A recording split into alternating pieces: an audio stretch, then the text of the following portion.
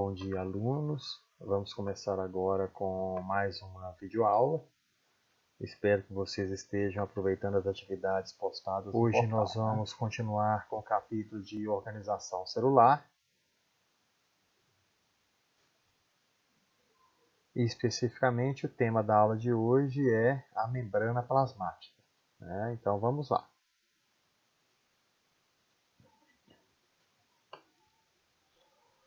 Bem, a membrana plasmática ela é uma fina estrutura que reveste o citoplasma da célula. Então, toda célula tem essa membrana que reveste ela, né?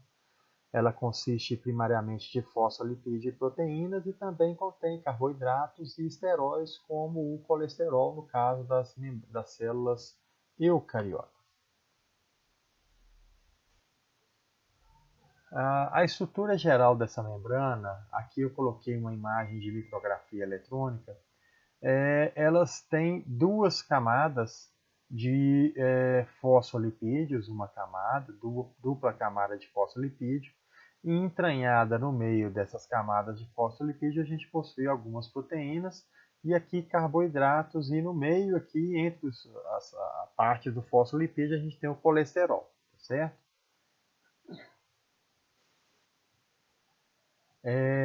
O que é esse fosfolipídio? Como que é a estrutura desse fosfolipídio? Olha, o fosfolipídio ele possui uma cabeça polar, que é formada por um grupo fosfato e colesterol, que é hidrofílico, né, portanto solúvel em água, e possui caudas apolares, né, basicamente compostas por ácidos gráficos que são hidrofóbicos, né, ou insolúveis em água.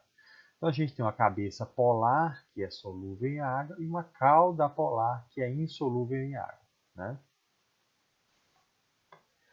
Além desse fosfolipídio, a membrana plasmática também possui proteínas de membrana, né? Basicamente existem dois tipos de proteínas de membrana. Existem as proteínas periféricas e as proteínas integrais. Olha, é simples, as proteínas periféricas elas não atravessam a membrana plasmática. Ou elas ficam do lado de fora, ou elas ficam do lado de dentro da membrana plasmática, tá certo? As proteínas integrais não, essas proteínas integrais elas atravessam a membrana plasmática. E algumas delas atravessam formando pequenos canais que podem ser usados, né, num tipo de transporte através da membrana que a gente vai ver já já, que é o transporte, um tipo de transporte passivo, né, que é a difusão facilitada.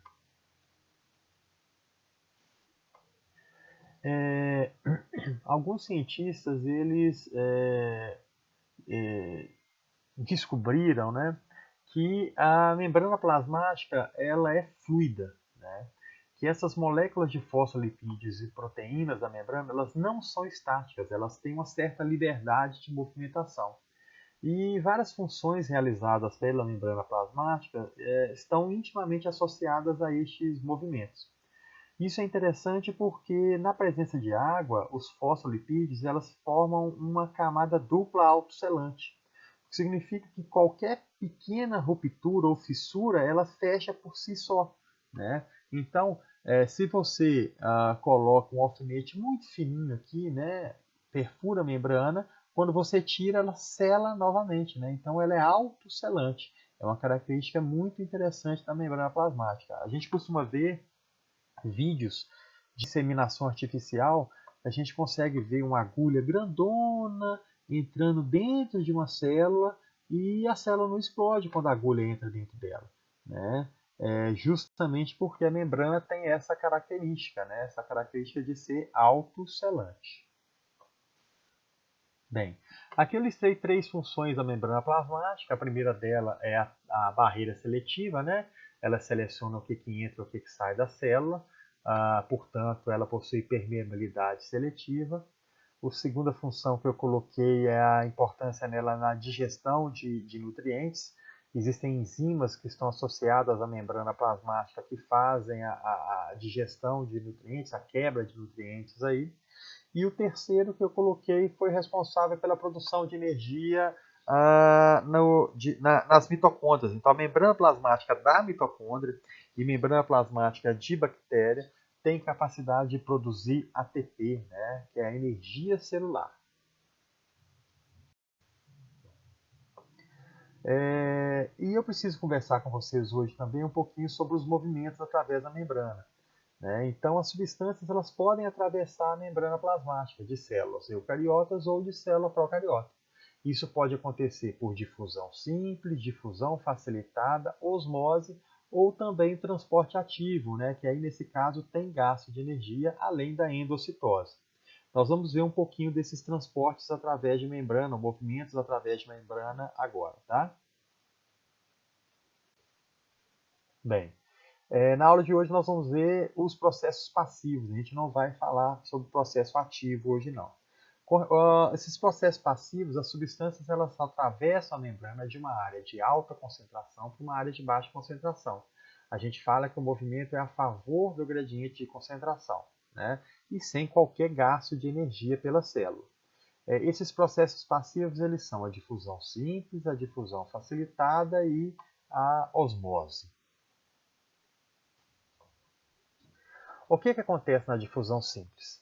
Você tem a membrana plasmática separando uma região que você tem alta concentração de um soluto e uma região com baixa concentração de soluto, tá certo? O solvente universal é a água, né? Solvente, lembrando que é aquilo que vai dissolver o soluto, né? O que acontece com a difusão simples, então?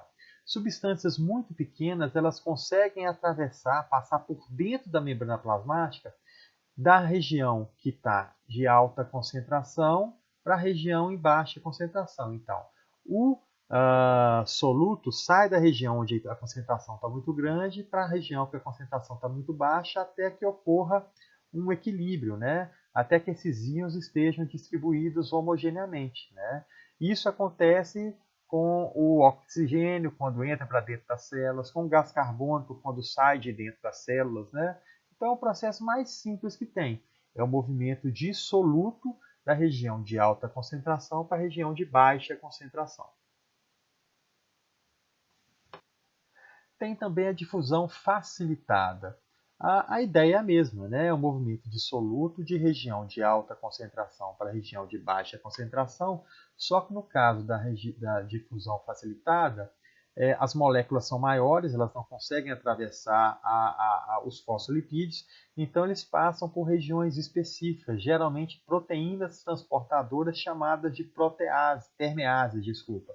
Essas proteínas transportadoras aqui são aquelas proteínas integrais. Algumas daquelas proteínas integrais que nós vimos no início da aula, elas podem funcionar como permeases, né, como proteínas transportadoras. Então, essas moléculas grandes saem de uma região de alta concentração do soluto para uma região de baixa concentração até que ocorra o equilíbrio, tá certo? E por último, eu tenho que falar da osmose, né? Até então, a gente está falando de movimento de soluto, de região de alta concentração para região de baixa concentração. O que acontece com a osmose é que, nesse caso, o movimento é do solvente e não do soluto, né? O solvente vai sair de uma região onde a concentração de soluto está baixa e ir para uma região onde a concentração de soluto está alta. Olha só nessa imagem aqui embaixo. Você tem aqui uma membrana, tá? E de um lado você tem as bolinhas representando o soluto e o cinzinha representando o solvente dos dois lados. Repara que desse lado aqui você tem uma concentração maior de soluto do que desse lado aqui, né?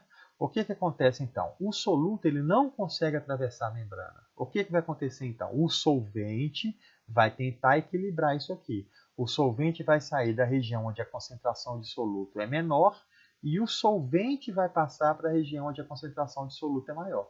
Repara que está um movimento dissolvente. Olha, a quantidade de água diminui desse lado e a quantidade de água aumenta desse outro lado aqui. Repara que agora o espaçamento entre soluto e solvente está igual aqui, o que não era igual aqui. Então, aqui no caso da osmose, o transporte ele é feito, né, através da membrana pelo solvente e não pelo soluto, tá? E aí é importante a gente falar das soluções osmóticas, né? Que são as soluções isotônicas, hipertônicas e hipotônicas. Olha, uma solução isotônica é aquela em que as concentrações gerais de solutos são as mesmas em ambos os lados da membrana, tá? Então você tem uma membrana celular e a concentração do lado de fora e do lado de dentro é igual de soluto, né? Então a célula, nesse caso aqui, uma hemácia, ela não vai nem ganhar água nem perder água, porque a concentração é a mesma. Agora, uma solução hipertônica, o que acontece? A solução hipertônica, a concentração de soluto da água, nesse caso aqui, é maior do que a concentração de soluto dentro da célula. Então, a concentração de soluto lá de fora é maior do que dentro da célula. O que vai acontecer?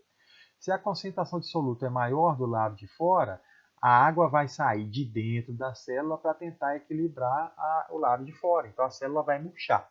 E na solução hipotônica é o contrário, né? A água aqui, a concentração da água é menor do que a concentração da célula. Então, nesse caso, a água vai entrar para dentro da célula para tentar equilibrar. Nesse caso, a célula pode, inclusive, explodir com a entrada de água.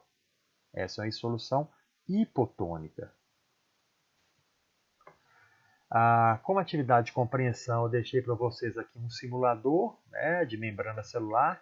Ele é bem interessante, é em português.